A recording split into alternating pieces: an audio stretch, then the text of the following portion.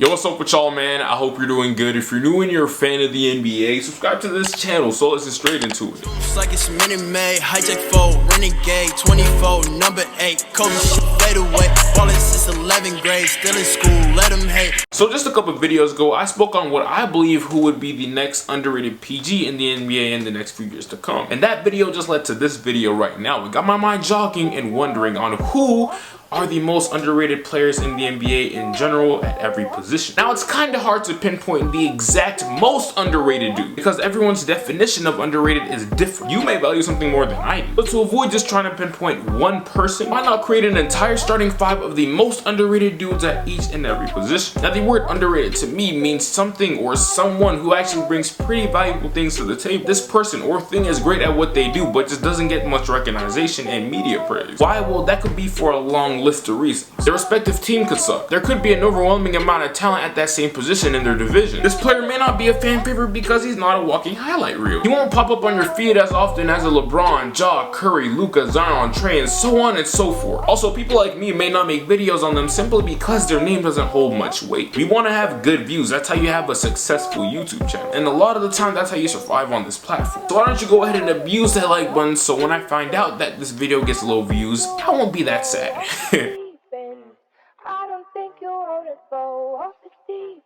Coming in at the 5 spot, the center position is easily DeAndre Ayton. Now for me, personally, this isn't even a debate to have. DeAndre Ayton was literally the #1 overall pick just 2 years ago, and hasn't even fallen short of any expectations. He's been doing as much as he can in Phoenix and definitely improved his game from year 1 to year 2. But for some awkward and really weird reason, he's consistently being ostracized from conversations that he deserves to be in. DeAndre Ayton is over here doing things that a very few amount of centers in the league are capable of. He's currently putting up 19 and 12 with 2 blocks a game. Now I know those aren't jaw-dropping stats, okay, don't get me wrong, but they're for sure far from mediocre. Now, I understand that he isn't in the same tier as Luka or Trey, but to act like he isn't in the conversation for one of the best players out of this class with guys like Jaren Jackson Jr., who I stand by the way, is preposterous. And ironically enough, the thing that made me stand Jaren Jackson Jr. from the get-go, his defense. You know, he's a long mobile dude, pretty versatile, you get the whole memo, we've heard it before. He actually didn't live up to the hype this season and was a tad bit disappointing if I had to say. Meanwhile, Ayton over here, who's clearly been busting his tail, is a much improved defender compared to his first year. Overall, in my personal opinion, I believe that Ayton has had a much better season than Jaren Jackson Jr. this year. But don't get me wrong though, I still believe that Jaren Jackson will be the better long-term prospect, simply because of his guard-like capabilities and three-point shooting. But currently, as of today, Ayton is the better player. With the amount of times I've seen DeAndre Ayton's name come out without seeing the draft order, you would have thought that DeAndre Ayton was the 10th pick in the 2018 draft with the amount of coverage surrounding his name. But no, he's #1. What is wrong with some of y'all? I know what it is. I know exactly what it is. He's being taken for granted. And he slid back a couple spots in terms of relevancy to guys like SGA, Triple J, and MPJ. It's understandable though, because when you think about it, out of all those teams that I just listed with those players on them,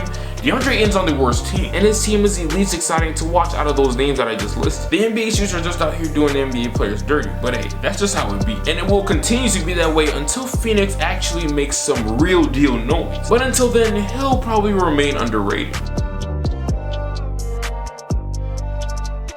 Coming in at the 4 spot at power forward is, come on now, y'all should have known this already. I'm a Hawks fan. Did you not see the intro? John Collins. Coming into the league, I did not think that this man was going to be much of a player. He looked like that traditional power forward that was going out of style in the NBA, but was still very useful in just spurts of minutes in the league. So because of his inabilities, I thought his potential was hella limited. But here I am in the year 2020, clearly regretting those thoughts. Because he's improved in nearly every aspect of basketball. He's increased his points, rebounds, and blocks per game, and lowered his turnovers, and increased his field goal percentage, 3-point percentage, and free throw percentage. And he's also gotten better on the defensive end. JC's growth and willingness to be the best version of himself is a big reason why ATL is on the path to success. He's one of our building blocks, and we're currently trying to build something that we've never even had before, which is a serious playoff team and a championship contender. Now, JC is mostly known for being the recipient of lobs from Trae Young. You may see him here and there across your timeline on big sports pages on Instagram and Twitter. And when you do see him, 9 times out of 10, he's slamming something and doing some high-flying act in the court. But what people don't see who aren't die-hard Hawks fans is how hard he worked to improve the well-roundedness of his game. A couple years ago, if you were to ask Atlanta fans if they thought that John Collins could average 22 points, 10 rebounds, 2 blocks on 58% shooting from the field and 40% from 3, while shooting 80% from the free throw line, these people, all of us would have looked at you like this. Y'all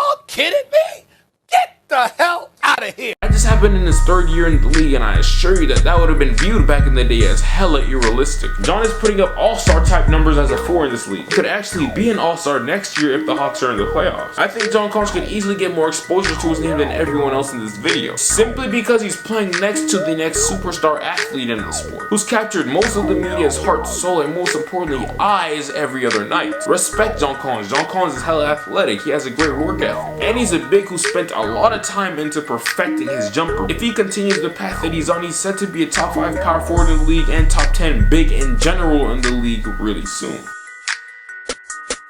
Someone else who I believe who has a chance to accomplish something of that nature is Jonathan Isaac, who I have running the 3 in this video. Now, I've literally made an entire video dedicated to this man 5 to 6 months ago, and in that video I was just speaking on how misdirected everyone was about him. Mans was portrayed in a light that he had no business in being in, and belonged to one that only very few deserve to be in. He's a defensive juggernaut. That's where all of his stock is at. No one talks about him because of his offense. What he's doing at that end isn't special. It's all about defense for him. I'll find it hella hard to believe that this man doesn't earn a Defensive Player of the Year award at least sometime in his career. His shot blocking, switchability, team D, and one-on-one D on the perimeter is a recipe for disaster for your favorite player in the NBA. His numbers defensively are quite eye-catching, and so is his consistency at that end of the floor. If it wasn't for his knee injury, he would have been a lock to make an All-NBA defensive team this year. So with his defense already being insane and his offense continuously growing, that future is looking stupid bright. Being a 19 to 17 point per game scorer in the league is hella realistic. The impact that he can have on the floor on both sides is surreal. I believe that if he ever reaches his potential offensively, he could easily be a top 25 player in the NBA. One of the main reasons why he's not spoken about consistently is because the Orlando Magic have always been mid, and also probably because the defense doesn't get highlighted these days. What does get highlighted are powerful slams, deep threes, and crossovers. Nobody wants to see no Jonathan Isaac on their timeline making great rotations, bro. I ain't gonna lie, that's kinda lame. But I'm telling you the truth, and that's just how it is.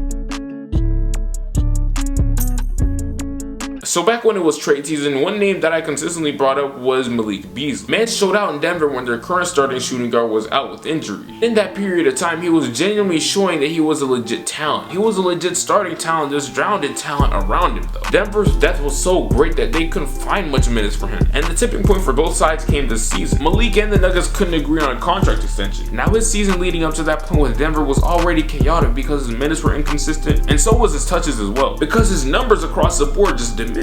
I knew this day was going to come. He was being so undervalued because people didn't understand the context behind this situation. But the 23-year-old sharp shooting 2 guard has been putting up numbers in Minnesota. Now I know it is a small sample size and I expect his efficiency to dip just a bit, but not by a lot, because once Cat comes back, he's going to be an even bigger distraction, thus leading to more open looks. Beasley has been averaging 20 and 5 on 47% shooting from the field and 43% from 3. Now I don't think Malik will ever be an all-star in this league at all, but he is definitely one of those players who are on the cusp of becoming an all-star. He's just consistently good at what he does, and him being the 3rd option behind D'Lo and Cat will be a part of the reason why Minnesota makes it to the playoffs next year. So the last player in this video is De'Aaron Fox. If you'd like to find out why, too bad. I'm not gonna explain it because I literally just made a video about De'Aaron Fox like maybe a week ago now. So that's my most underrated starting 5 group of guys in the NBA. I got Fox at the 1, Beasley at the 2, Jonathan Isaac at the 3, John Collins and Ayton at the 4 and 5. How many games do you think that this team would win in an 82-game season? Are they a playoff team, and do you think that this combination of talent fits well together? I need y'all to answer all those questions down below in the comment section. Also, I want you to go ahead and give me your starting 5. I want to see some of y'all do what I've been doing. Put guys like Bojan Bogdanovic over there for the Utah Jazz, and also Colin Sexton or something like that. Show me some variety.